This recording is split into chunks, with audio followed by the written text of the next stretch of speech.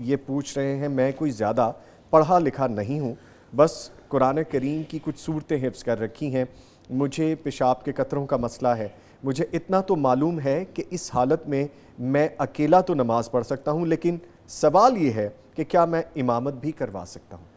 ہاں جی، یہ سوال پہلے بھی اس سے ملتا جلتا جی بالکل، کہ وہ خواتین جن کو استحاضہ کا خون آتا ہے، استحاضہ ایک بیماری کا خون ہے جو رکتا نہیں، مسلسل آتا رہتا ہے، جی تو اسی کے ساتھ یہ شخص ہے جس کا پیشاب نہیں رکتا، اور اسی سے ملتا جلتا وہ مریض ہے جس کی ہوا نہیں رکتی، خارج ہو جاتی ہے، مسل کمزور ہونے کی وجہ سے کنٹرول نہیں رہتا۔ ان تینوں کا حکم ایک ہی ہے کہ یہ ایک بار وضو کر لیں اور نماز شروع کر دیں۔ نماز کے دوران وضو ٹوٹ جاتا ہے ہوا خارج ہونے کی وجہ سے، پیشاب کے قطرے نکلنے کی وجہ سے، تو ان کو ایک نماز مکمل کرنے کی اجازت ہے، اللہ کے رسول نے اجازت دے دی کہ وہ پڑھ لیں۔ تو یہ شخص جو ہے اس کو نماز پڑھنے کی تو اجازت ہے، کیا یہ امامت بھی کروا سکتا ہے؟ اس میں علماء کرام کے دو گروہ ہیں۔ جی ایک گروہ کہتا ہے کہ جب اس کو خود اجازت ہے،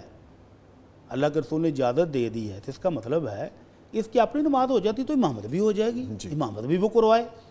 اور دوسرا گروہ کہتا ہے کہ نہیں، اس کی اجازت اس کے لیے خاص ہے، اس کے عذر کی بنا پر، لہذا یہ جماعت نہ کروائے۔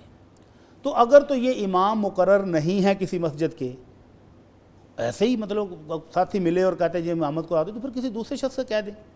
اور اگر یہ امام ہیں اپنے مستقل کسی مسجد کے، تو پھر کوئی حرج نہیں ہے، یہ اسی طرح جماعت بھی کروا سکتے ہیں، ان کی اپنی نماز بھی ٹھیک ہے، امامت بھی ٹھیک ہے۔ اور اگر یہ امام مقرر نہیں ہے تو پھر بہتر ہے کہ دیگر لوگوں میں سے کوئی صحت مند آدمی جماعت کروا لے۔ اچھا بھٹی صاحب، اس میں بھی دو صورتیں ہیں، وہ وضاحت فرمائیے گا، ضرورت طلب ہے یہاں پہ ہمیں پوچھ لینا۔